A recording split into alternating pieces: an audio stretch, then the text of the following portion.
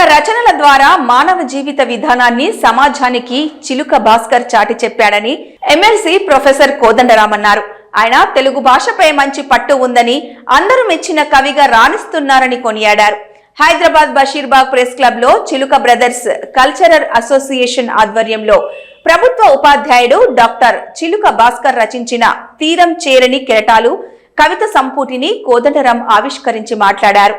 వాడుక పదాలను అల్లుకుంటూ అద్భుతమైన కవిత్వాన్ని అందించారని, ఆయన రచనలు డిగ్రీ విద్యార్థులకు పాఠ్యాంశాలుగా రావడం అభినందనీయమన్నారు. కరోనా సమయంలో ఆయన రాసిన కవిత అందరినీ ఆకర్షించిందన్నారు. బాధ్యత కూడా ఉంటది అని నేను ఈ రోజు అంగీకరించి రావటం జరిగింది. అదేవిధంగా భాగ్యనగరంలో భాస్కరుడు అని మంచి వ్యాసాల సంకలనం కూడా ఈరోజు విడుదల చేశారు.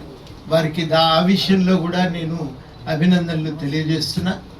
వాస్తవానికి నాకు మామూలుగానైతే ఏ కార్యక్రమంలోనైనా ఆఖరి స్పీకర్, ఒక్కొక్కసారి ఖాళీ కుర్చీలు మాత్రమే మాట్లాడిపోతుంటా.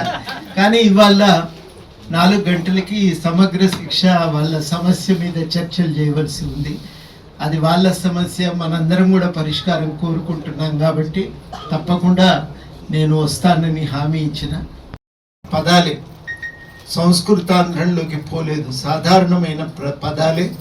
ఆ పదాలను అద్భుత విశేషం ఏంటంటే ఆ పదాల అల్లిక మనకు తెలిసిన పదమే, ఇట్లా కూడా వాడొచ్చా అనిపిస్తుంది చదవంగానే.